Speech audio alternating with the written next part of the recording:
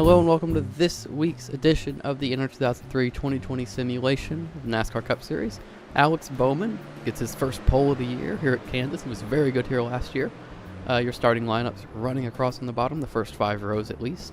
And that'll bring us on to the race info, which is 67 lap race, 2 20 lap stages, fuel, 58-63 laps. You can almost make it, so could see that come into play.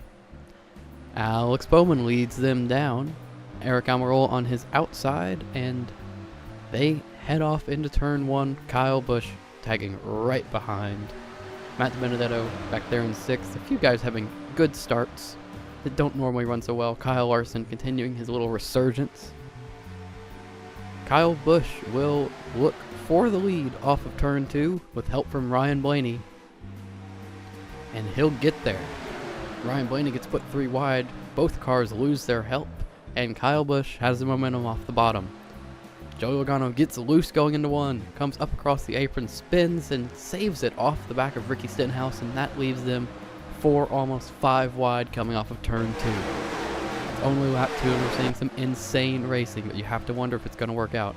A couple of rookies there, Tyler Reddick, Cole Custer right in the thick of it. As they come for turn 4, things settle out a little bit. And Joey Logano slides in behind Kevin Harvick, but further back, Quinn Houff gets turned and Timmy Hill goes upside down across the start-finish line. Unfortunate for the 66 car, but what an insane incident. The 66 into the outside wall, spearheads it, and flips kind of like Ryan Newman in the actual 2020 Daytona 500, but that brings on pit stops.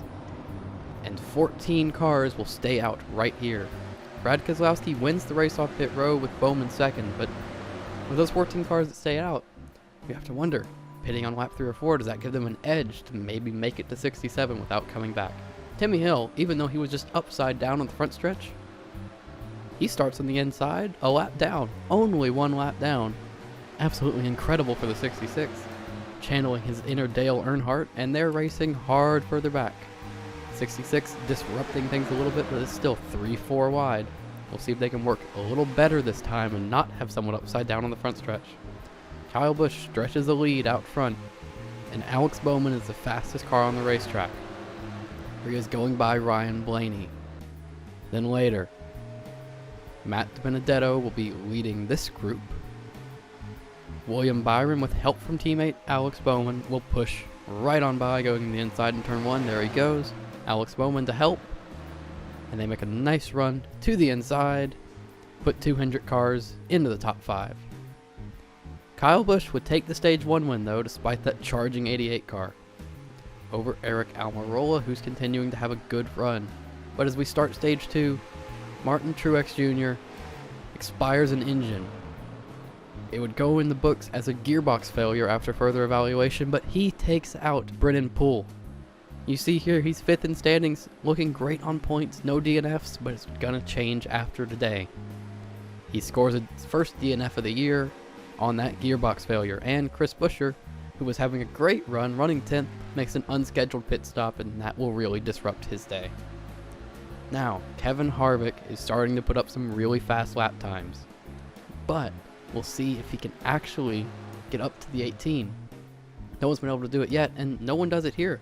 Kyle Busch takes stage 2, running the first 2 stage wins of the day and getting through lap traffic really well. He actually is padding the gap back to the 4th car, who is running similar lap times, but pit stops with 10 to go.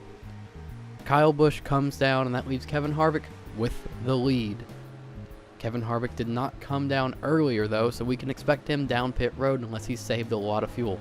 But Brad Keselowski in 2nd has pitted. Now, Denny Hamlin, the 2nd JGR car to have mechanical failure, he's coming down the apron. Bubba Wallace accelerating pit road, nowhere to go. And then Kyle Busch, the 3rd JGR car with a failure today. And he is the best car in the race.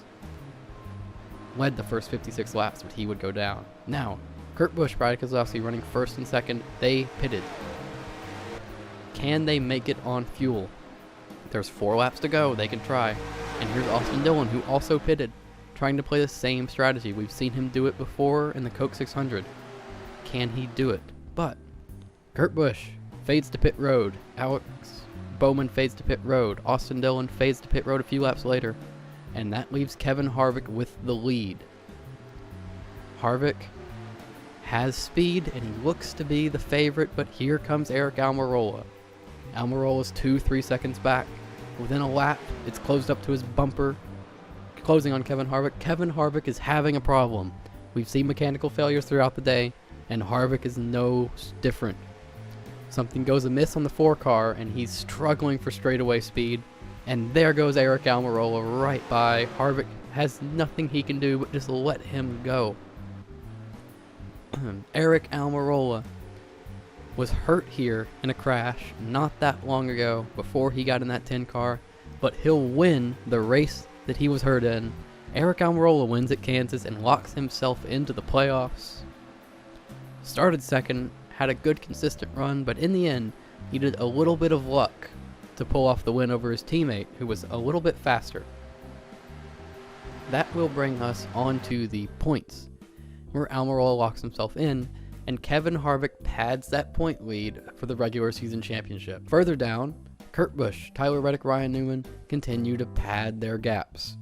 Chase Elliott looking even better, and Ryan Blaney has another good day. Now down at the cut line, it's beginning to get a little stretched out. Alex Bowman, Clint Boyer looking down there, but Matt DiBenedetto has the momentum.